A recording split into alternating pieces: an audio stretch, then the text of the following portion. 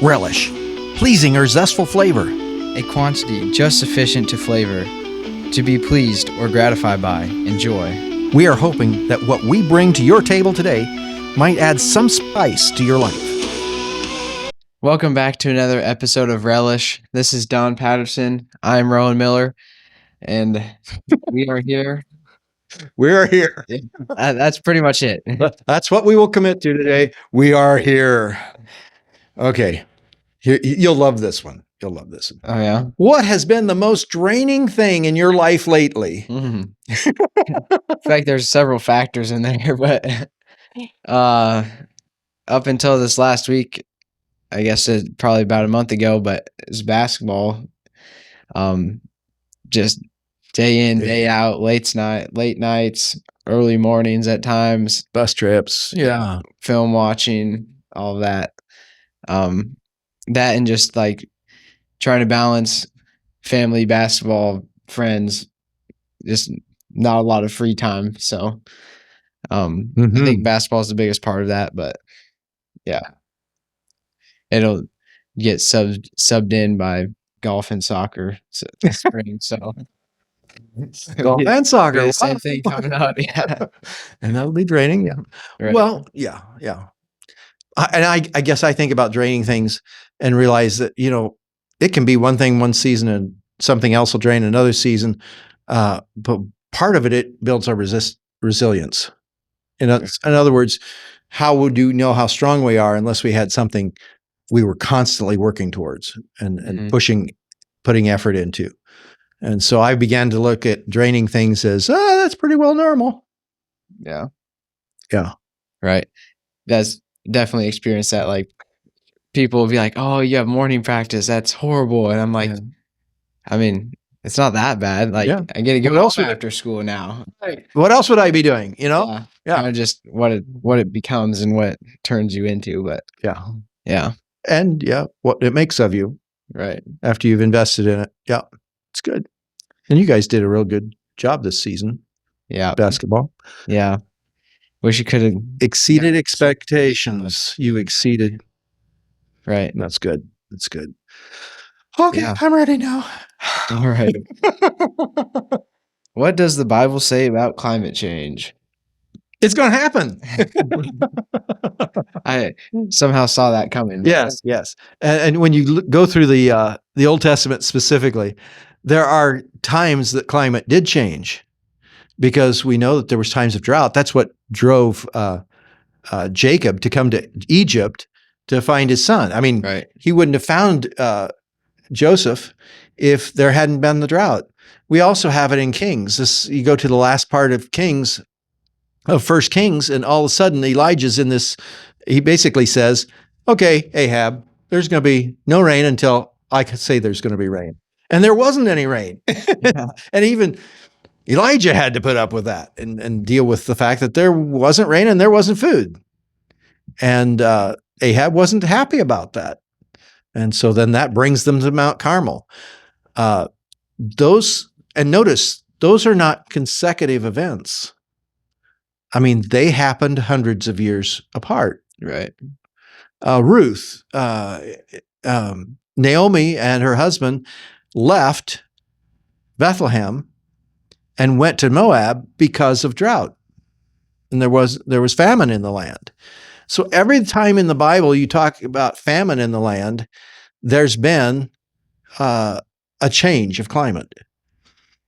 And some of those are bigger than others, and some of those are smaller. We do know that even as we look at the Old Testament today, the area that is now desert maybe wasn't then desert. Because the Fertile Crescent, above the Holy Land would have been actually green at that time. Euphrates area, that was not have been desert at that time. It would have been lush. And so something's changed. Right. And it's been that way for hundreds of years. Yeah. It's not something that happened because somebody drove a truck and put out black smoke. This is something that happened over hundreds of years. And you think then of the 30s and the dirty 30s. And my grandfather talked about the times that the sandstorms would come up in western Kansas, and how it would blow so fine of ground dirt, it would come through every crack in the house. Wow. And so there was just dirt everywhere. You just couldn't get away from dirt. And wells would give out, and so there wasn't as much water as there should be. So that's happened in the last 100 years. Yeah. Okay, so then I would say we're almost due for that again.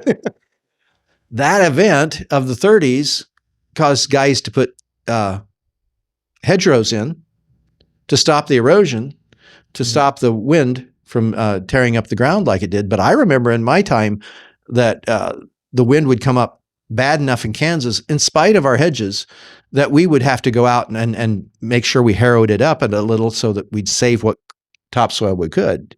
Yeah. That I think those are subtle environmental changes, climate changes that happen on a repetitive basis that we probably ought to figure will happen. And I'm not sure we can identify what's being called climate change in a major event, because I look at the world right now from growing up in the 60s, and I remember when LA had smog. Oh, yeah. I don't think LA has smog anymore. Right.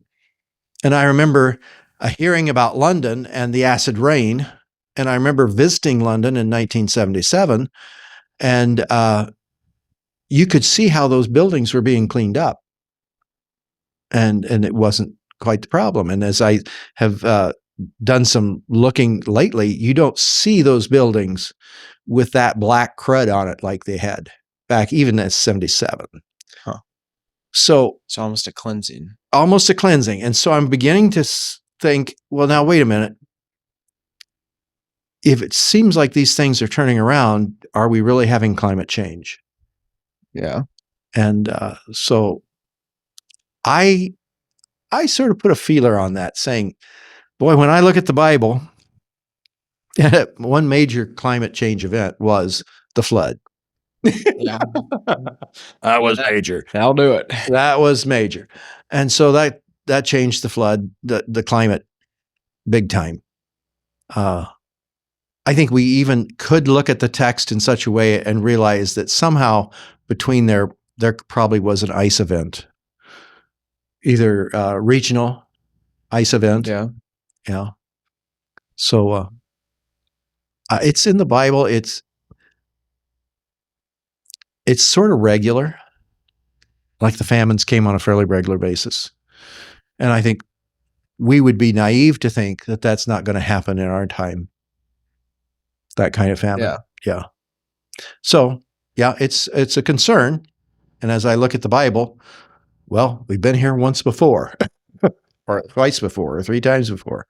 It's just nice to be able to grab a hold of the history and realize it's not forever. Yeah.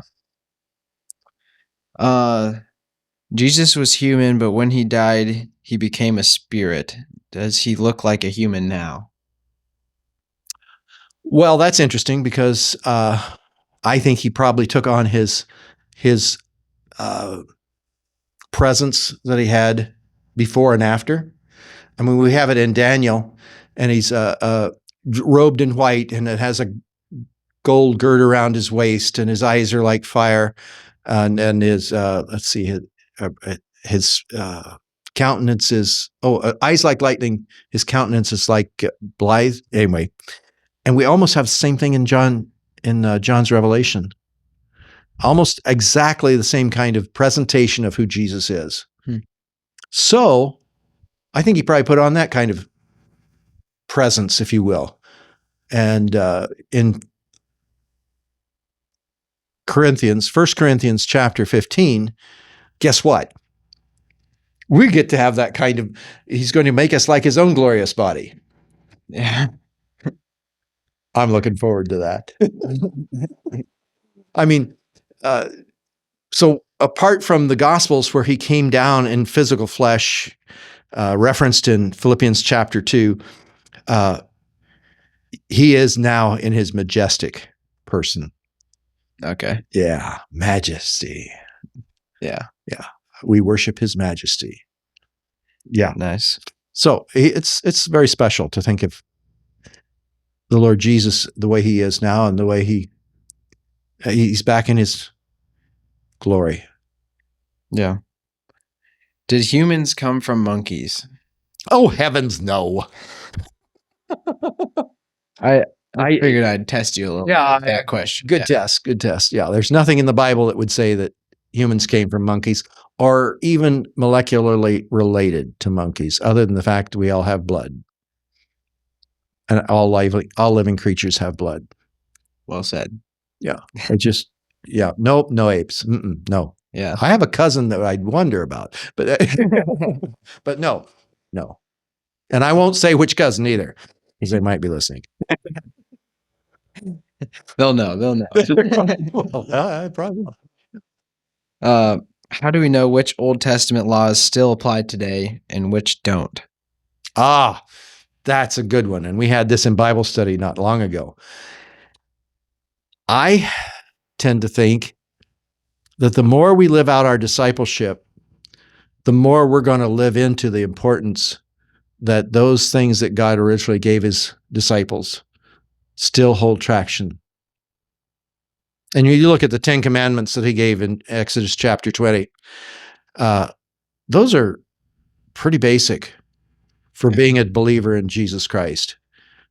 The thing about having maybe two different kinds of threads in your clothes, a garment of two threads, two different kinds of material. I'm beginning to think that there's probably some truth behind that. I'm not ready to give up my nylon yet, but in my what is it? Polyester. I'm not willing to give up my polyester. They've worn so good all these years. But at the same time, if I'm thinking of the law as being a way that I could tell God by how I live the law that I really care about what he values. Now, how can we be better at worship than telling the divine that what he's actually said means something? Yeah. To me, the more I treasure his law, value his words, is my way of saying, God, I believe you. Right. Beyond a shadow of a doubt, I believe what you say is true. And so, boy, it might mean I give up bacon. Or ice cream. Or oh, ouch, that hurt.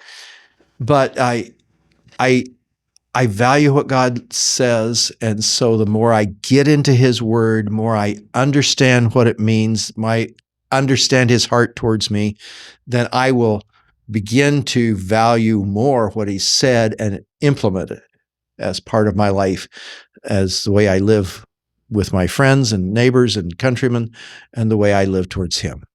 Yeah.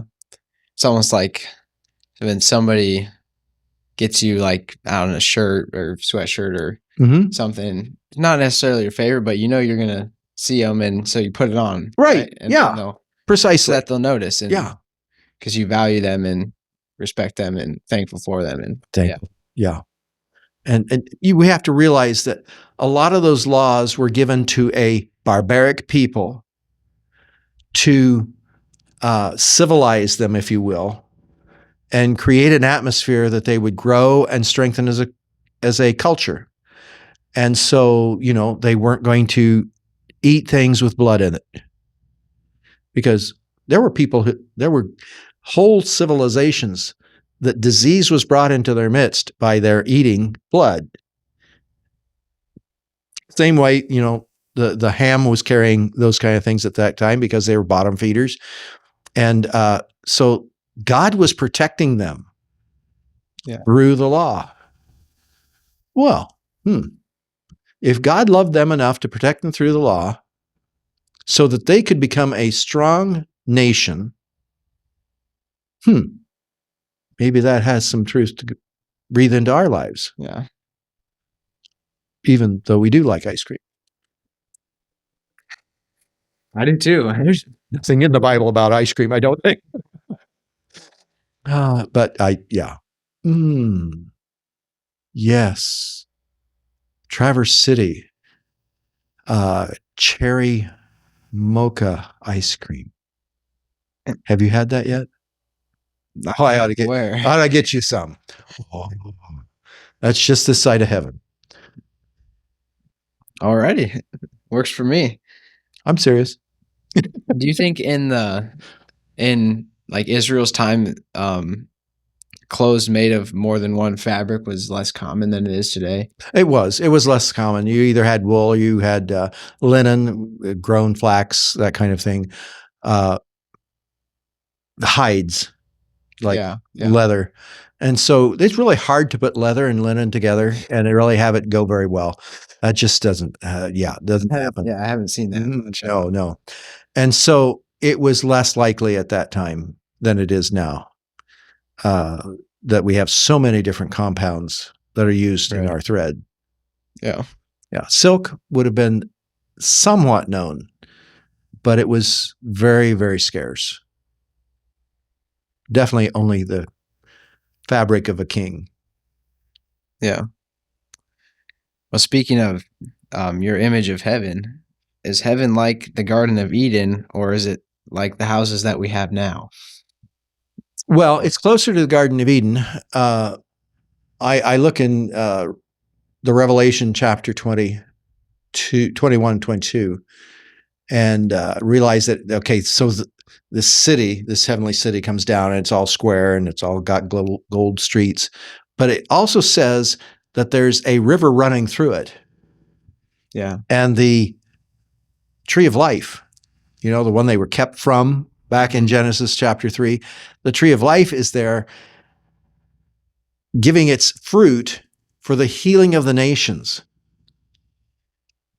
So it has to have some green space. Right. Yeah, it's not all going to be a city. It has to have some green space because of that. And I just think that's so cool. Yeah, full circle moment. Full circle moment.